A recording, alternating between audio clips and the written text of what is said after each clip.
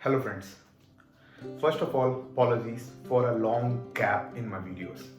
The reason of this gap was I was unable to manage my own time. I was getting bugged up with the work pressure which I was getting. Suddenly, my things were getting very unorganized. I was not able to manage my own time. And that is where one of my very good friends suggested me this book, Eat That Frog. 21 great ways to actually manage your work life, personal life, or your time better. So, this is what we are going to talk about today. Eat that frog. I have identified 5 major key takeaways which are very impactful for me. Out of these 21, what you can do is you can read the book and identify your own favorite one. Let's get started and talk about 5 important aspects of this book, Eat That Frog. The very first lesson is eat the ugliest frog first.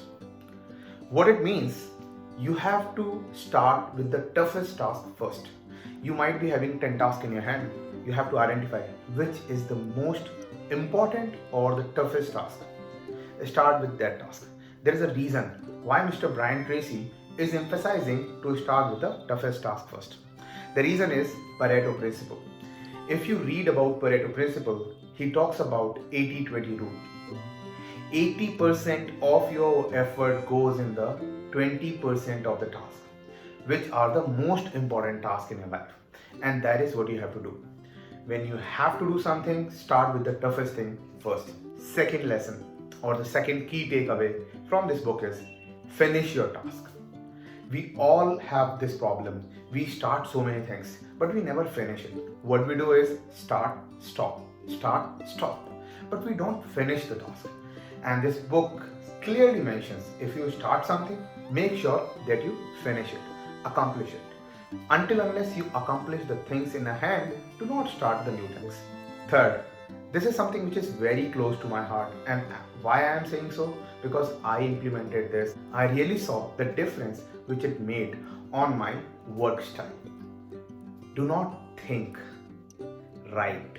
Write down your thoughts because it's very difficult to catch your thoughts or get hold of your thoughts.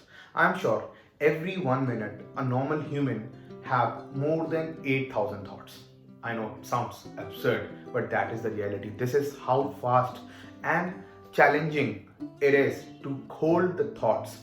And that is why Mr. Brian Tracy suggested, please write down everything. Either it is your plan, your task, your activities, write it down on the paper. And the next is prioritize versus deprioritize. We all know how to prioritize our things, but most of us actually fails when it comes to deprioritization. And that is the key, friends. What you have to do is you have to deprioritize things.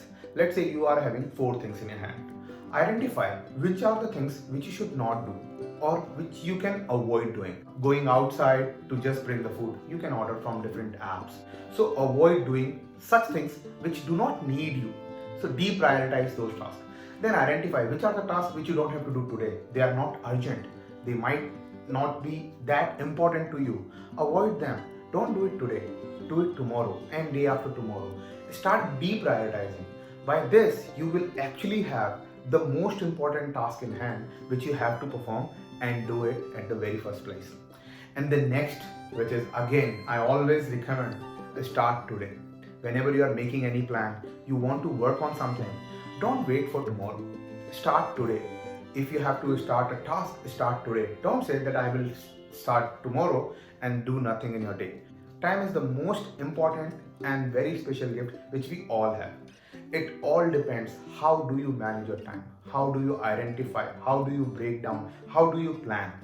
The better you plan, the more time you will have. And I can tell you, friends, if you start identifying, making your plan in proper way, you will have a lot of free time for yourself.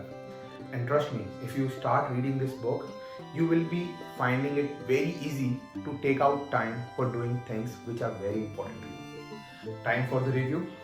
So first of all, the read time. If you are a normal reader who reads at least 30 minutes a day, you can still finish this book in 1 week time. Who should read this book? Actually, time management is something which is very important to every one of us. So everyone can read this, but most importantly, what I believe is people who are in their mid lead level, they are 8 to 10 years of experience who have to manage a lot of big teams, have to do the project management skills. They must read this book. This book is actually going to make a big difference in your life. The way you perceive things, how you actually break down things, how you prioritize, how do you make sure that you have a better plan for doing things everywhere. This book also talks about how do you plan your things in advance. So guys, please read this book and make sure that you utilize your time very carefully, very consciously, and actually stop procrastinating. Please comment down below which are your favorite takeaways from this book. I'll be very happy to discuss further. Thank you very much.